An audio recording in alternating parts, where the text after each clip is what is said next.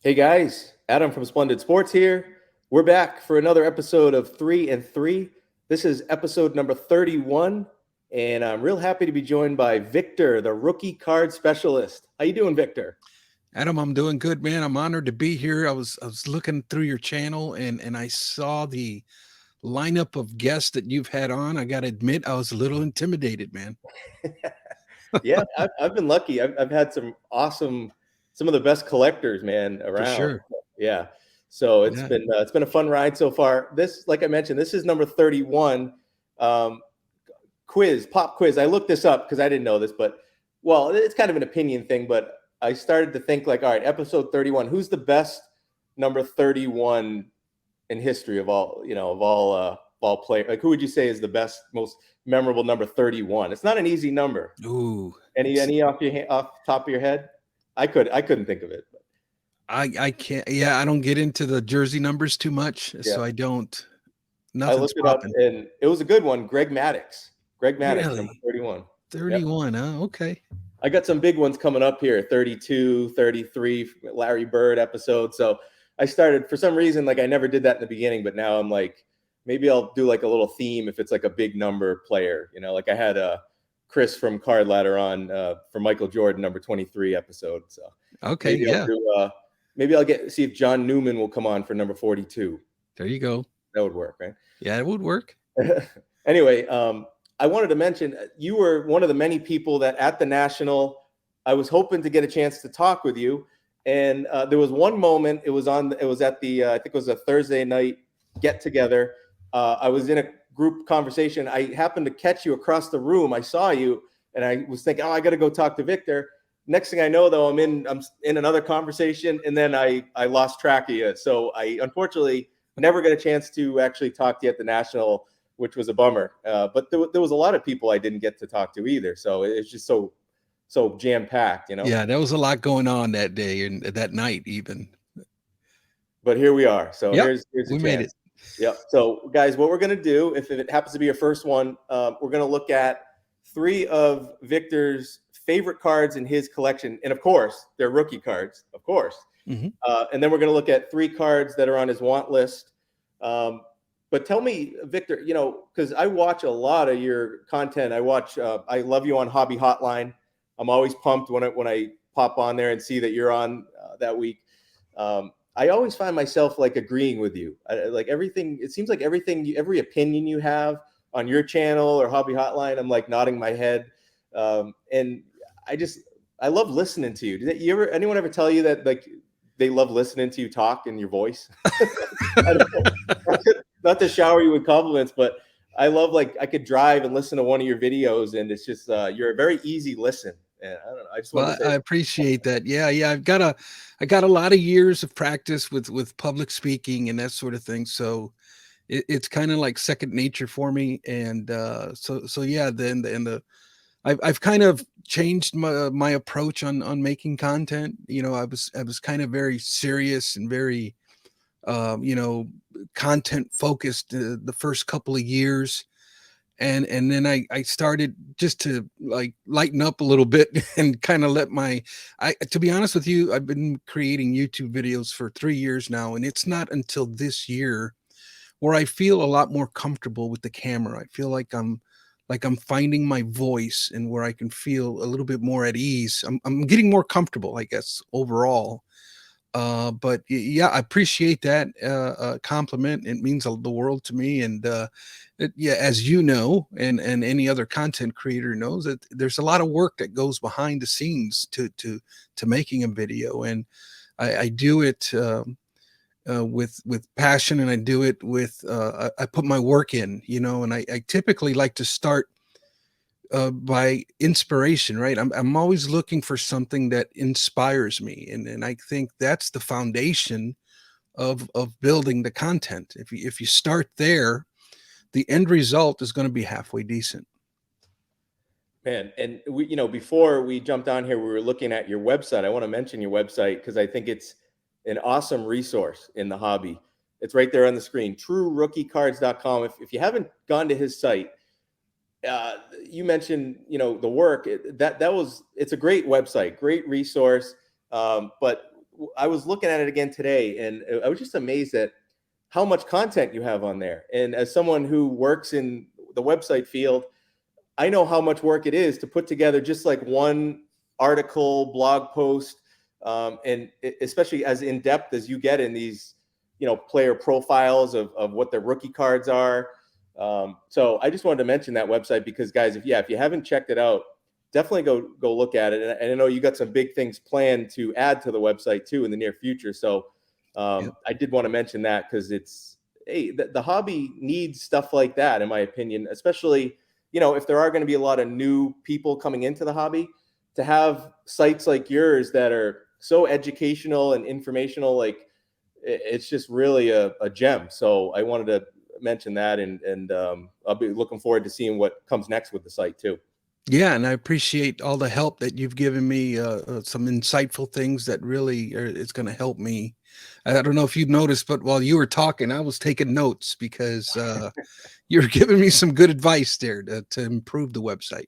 Awesome. Well, hey, I'm happy to help out like that. So um, let's get rolling here, Yeah. and if you're ready, let's look at the first card of the three of your favorites in your collection. I don't know everything you collect because some of your videos it's more topic related and so forth. I saw one recently where you're showing some awesome um, refractor Mickey Mantle card, so that was really cool. But I'll be interested to see what you have here as three of your favorites. So whenever you're ready. Yeah, a little bit of background. I've been collecting for like a total of 35 years, but in 2004, I got out of the hobby and I was just frustrated because I was doing a lot of card shows and really pouring my heart and soul into this card show scene. And I felt like I just wasn't getting anywhere. And with the explosion of product that was going on back in that day, just left me really frustrated. And unfortunately, out of my frustration, I just sold everything to a fellow card dealer. And unfortunately, when I came back in 2014, I'm basically starting over. And so my collection isn't as extensive as it once was, but I'm having fun piecing it all back together. I'm a big PSA guy, big set registry guy, and with that, a lot of the rookie card set registries. I love those, and that's kind of, and I stick to players, to be honest with you, that have really inspired me, really have meant something in my life. Not to take away from pre-war or vintage. I love that stuff, but to me, there nothing beats collecting the rookie cards of a player that I actually watched play and who inspired me in some way, shape, or form. And I give Ed Weskergriff a lot of credit because he came up with the concept that I felt like I always knew, but I never really expressed it as good as Ed does. But it's more like, if you want to know what to collect, just simply watch the game. Just watch the sport, and the sport will inspire you to collect a certain player. And so much of today is who's just tell me who to collect. And I think they're really missing out on a key element of what collecting in the hobby is really about, and that is collecting the players that you enjoy watching or learning about, right? So what I'm going to show you today are really um, key cards, key rookie cards that are really, it's not about the value, but it's of the players that actually have meant something special in my life. And you can't replace that. That kind of stuff is like the credit card commercial, right? It's priceless. There's no dollar value that you can put on something that's nostalgic, that means something to you, right? So the third, number three on my list, is going to be the Ozzie Smith rookie card. And this one, this one is, it's hard to find centered, so I was really happy to pounce on this one. It was really nicely centered. But this one, I actually made a video about this card, but it's been a while, so I'll give you the quick version. This one is really in 1981. I had recently started collecting. I was about 10 years old at the time, and I remember my dad, he was watching a White Sox game one night, and I was just on the floor, uh, thumbing through a box of cards that I had. I had them in like a shoe box or a cigar box. I don't remember, but I was thumbing through my cards, and I came across the Ozzie Smith rookie card. I didn't know it was a rookie card, but what I liked about it was that the the picture of Ozzy looked just like my dad. You're talking the sideburns. My dad had those exact sideburns in 1981. The mustache looked like my dad. I can tell you, even the skin complexion looked like my dad. And I told my dad, Dad, look, this card hit. This guy looks just like you, And my dad kind of got a kick out of that, and he basically told me, yes, and that's Ozzie Smith. He's a good baseball player. You want to take care of that card, and it's like when my dad told me that, it was just like, wow, this my dad thinks this guy's good too. You know what I mean? So it was just like a father son moment, right? That the card really just means something very special to me for that reason. And you probably think of your dad when you look at that card, I right? do. I Yeah. do. I look at my dad, and it takes me back to that moment. Yep. And those are the things that that I feel are that's missing. It's a missing component, I believe, in some of the hobby today. Now, did you vote for that card in the Baseball Card Hall of Fame this year? I Yeah, didn't vote for it. There was so many other, but that was like probably number 11 for me. I probably should have voted for it, but right. I couldn't make my 10. I unfortunately we don't vote, Oh, so that's right. That's right. yeah. Yeah. But Okay. I'm really glad it did get in. I was like cheesing that it got in. Yep. And then the second one is going to be the 1969 Tops Reggie Jackson rookie card, and this one I is another guy again that it goes back to a moment of nostalgia, and this was 1977 Game 6 of the ALCS, or no, I think it was the World Series. But it's the game where Reggie Jackson hit 3 home runs, if you recall that one in Yep. history. Yep. But my dad was a big baseball fan, and watching the postseason, that's what we did. We watched the postseason playoffs, and I remember my mom and my dad and me were just in the living room, or the family room, watching the World Series, and I sat there and watched this entire game with my parents, and I saw this magnificent 3 home run game, and it was the anticipation after he hit the first 2. Well, he comes up for his next at bat, and it's one of them things where he's going to do it. No, he's not. He's going to do it. No, he's not. And when he hit it, there was just an explosion of happiness that happened between my parents and me. We were just My dad jumped up from the couch. My mom starts screaming. I'm jumping up and down, running around the house because I could not believe what I just saw. Reggie Jackson hits his 3rd home run. That moment just imprinted into my mind, and that's how come I'm a big Reggie Jackson fan today, because of that magical moment that he gave me. Well, and it is about moments a lot of times, especially in the hobby. If you think like, people do a lot of people are making their bets on modern players and so forth now, prospecting. And something you got to consider is it does, obviously it matters the career they have and their stats and all this, but they got to also have some moments too to really be like hobby legends, like there with Reggie Jackson. Right. He obviously had many moments, but like that moment, 3 home runs in that game. I mean, stuff like that has staying power for Yep. In the hobby. So I love that card. Any card with him too in the Oakland uniform, I just love, man. Like Yeah. obviously the rookie's the best, but Yeah. I love him in that Oakland uniform. Something about Yeah. that. Some of them are butt ugly, but Yeah. yeah. Classics. Yep. All right. So the third one is going to be perhaps the most meaningful to me, and that is the Roberto Clemente rookie card. Oh baby, yeah. Purchased this one in 2019. I spent probably the entire year trying to find one. I'm a big centering guy. Centering is important to me, and focus is important to me. But then, if you're shopping for a card like this that's centered and focused, there's like an upcharge, right? That sometimes we got to deal with, and a lot of times I wasn't willing to pay the upcharge. So I shopped for this card for 6 or 7 months before I finally pulled the trigger and found one on eBay. But really happy with this card.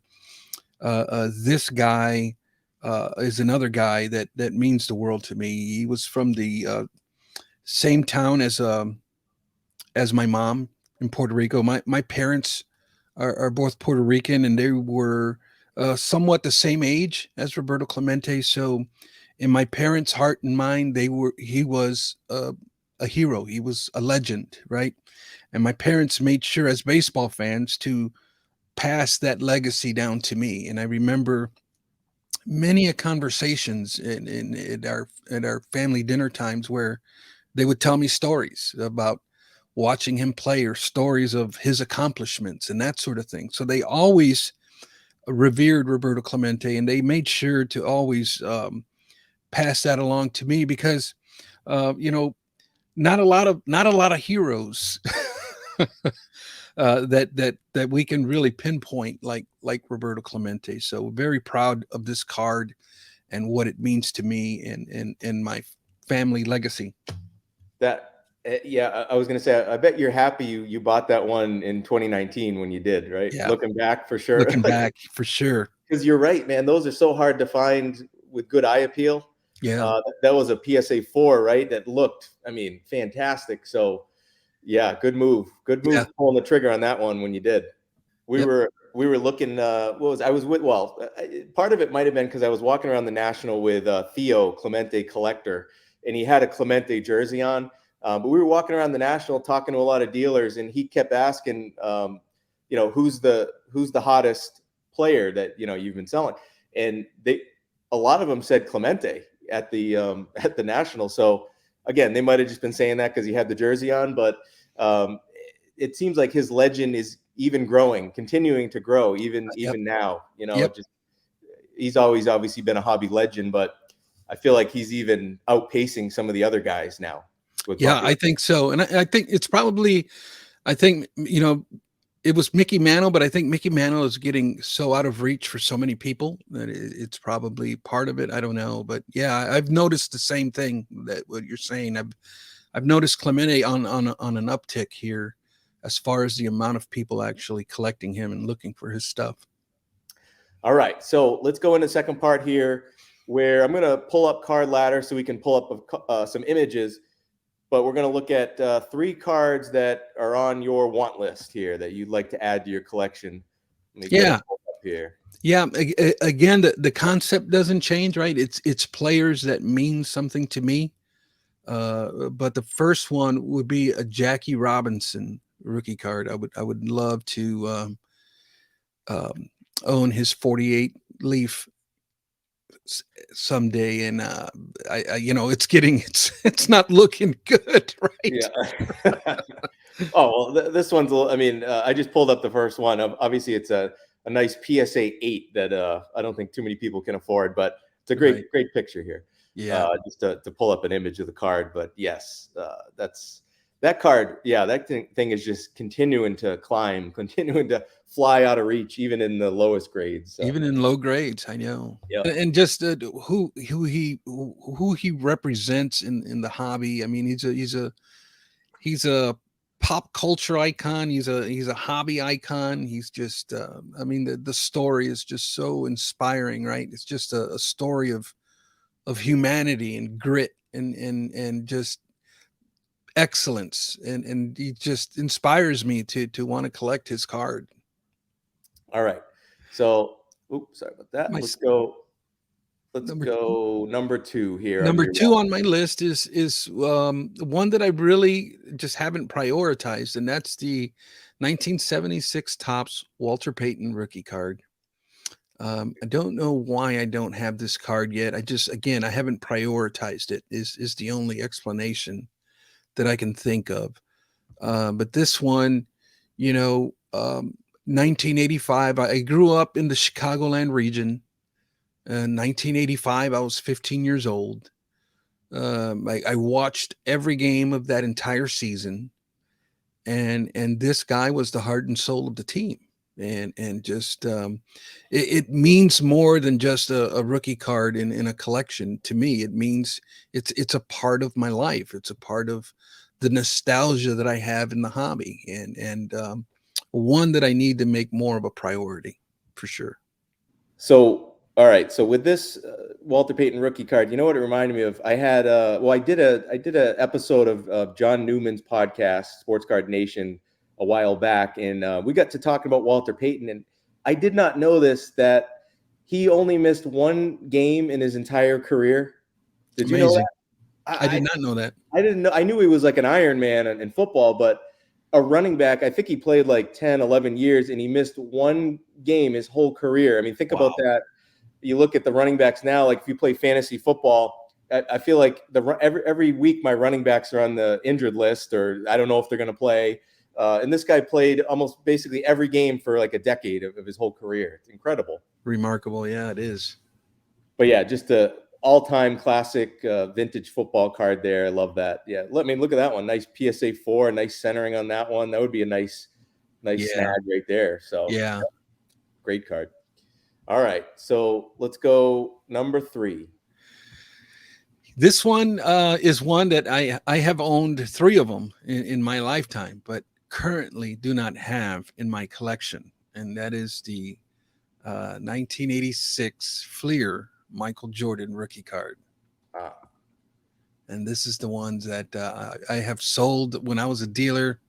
Sold these when I sold my collection in 2004. I had a really nice copy that I was part of the cards that I sold, but currently do not have one. And this guy, again, born or not born, but raised in the Chicagoland region. This card, I mean, this guy, I about followed his entire career. You talk about watch the game, as we were talking about earlier. We literally almost for a decade, we sat and watched every game of the Chicago Bulls, and this guy is just he's probably one of the main guys in my PC. I have many Michael Jordan cards in my PC, all of them graded, and it's just this is the one that has eluded me only because of the price tag and because of how picky I am with centering and that sort of thing. It just have not been able to, raising 5 kids, or I'm only down to 1 now, but okay. raising 5 kids, I just did not have the funds to get something like this. But man, do I wish I would have gotten it earlier. And in 2019, when I purchased that Roberto Clemente, it was a toss up. Am I going to get the Jordan rookie or the Clemente rookie? And I opted to go with the Clemente rookie. So I got to make more plans to get this one sooner rather than later. And with this card, it is good to know, like, it will always be there whenever you want to make a run at it. It's not like, there'll always be one that you can buy. So Exactly. How do you feel about the star card? Is that maybe we shouldn't go down that road either, but no, we can. You never want to get to, like, we can touch on it. I've done a lot of commentary on this on the star. To me, it's a great card, one that I'd love to own. But to me, where the rub is for me is where we try to say no, that's the true rookie card, and then what we do is we're devaluing the '86 Fleer, and that's the kind of language that I don't like. But it's a legitimate card. It was licensed, but it doesn't have the other qualifiers.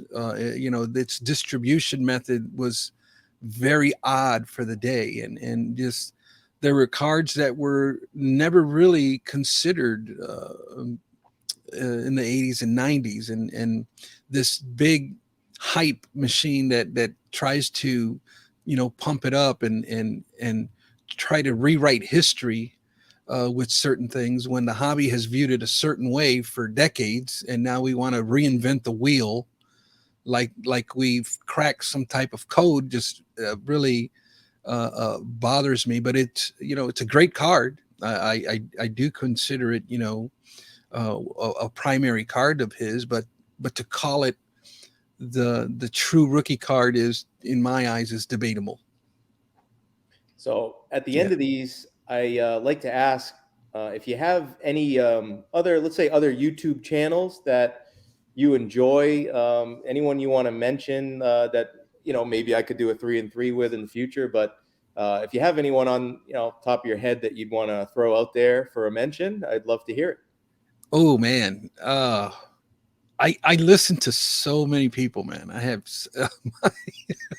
I really, I don't even need cable TV, to be honest with I you. know. I watch hobby content Me too. any chance I get. Oh man, I hate to, um, It could be you someone know, that's in the Sports Card Hall of Fame with you, maybe. We had Ray. I talked with Ray recently. yeah, Who else does that with you? Mike, Mike Steveline, this baseball card life. Okay, there we go. Yeah. Yeah, yeah, yep, he'd be good. John Newman be good. And have you had John Newman on? No, I think, like I said, I've been on his podcast, but I think I'm saving him for episode 42 whenever I can get to it. Okay, all right, there you go. That's a good one. Yeah. But yeah, those are definitely two guys I'd love to have on at some point. So appreciate the shout outs there. But yeah, guys, I'm sure anyone watching here, for the most part, knows about Victor and probably already subscribes to him on YouTube. But I love your channel. You are also on Instagram, right? You got your Instagram account. Yep. And obviously we mentioned the website, truerookiecards.com. Go check it out. I found some things on there today I actually hadn't even seen before. Just like stuff you put together a while back, with what you were kind of just getting at with like the guidelines and the commandments for rookie cards. And I love that stuff. I didn't know a lot of that stuff because I took a long break from really not buying cards, but really following anything hobby related or anything like that. So a lot of this was news to me when I came back and started really focusing on the hobby a couple years back. So I really enjoyed, looking at all this, what goes into all the stuff you've put together. I really enjoy that content. So I want to give it another mention, and I really think people would love your website if they haven't checked it out yet. So Yeah, I appreciate it, and the guidelines is something that I think it's been strategically forsaken, really by the industry, yeah, and by dealers, and I think that the consequence of that has been that the rookie card has become muddied, right, and it's just very chaotic, very unorganized, and I'm just trying to bring structure and breaking things down into categories. I think makes the most sense, and really applying some structure to it, because I'm just, it's not nothing that I've really invented. I'm just really resurrecting guidelines that have been forsaken for so long, and I think are needed. yeah. And lastly, you mentioned this a little bit earlier too, but a lot of new people that might come into the hobby, they might not know a ton about cards, but they might be a fan of a certain player that they love watching, a huge fan of, and they need resources to be able to go type in, what's this guy's rookie card, or rookie cards. Right. And that type of content is very, very helpful. You're not telling people what to invest in, but you're giving them information that's very valuable. And honestly, there's not a ton of great stuff out there for certain hobby content, things like that, in the form of blogs and written content on a website. So Yeah. I think it could be a huge resource for especially those newer people to the hobby. But yeah, Victor, man, thank you for taking the time to join me here. This has been really, really fun. And any last words you want to say before we go? Well, just thank you for having me. Really appreciate it. Thank you for all the kind words, and thank you for allowing me to share some of my cards and kind of the reason why. Right, know your why is perhaps one of the most important things that you should have in the hobby. Know your why. You know, why do you like this player? And it should be. I'm okay if it's for the money, but it's got to be more than that. It has to be more. If not, it's vanity. If not, it becomes it's short-sighted, and we're not really capturing just what the hobby's all about. All right. Well, guys, thanks for joining us here on episode 31 of 3 and 3, and we'll see you on the next one.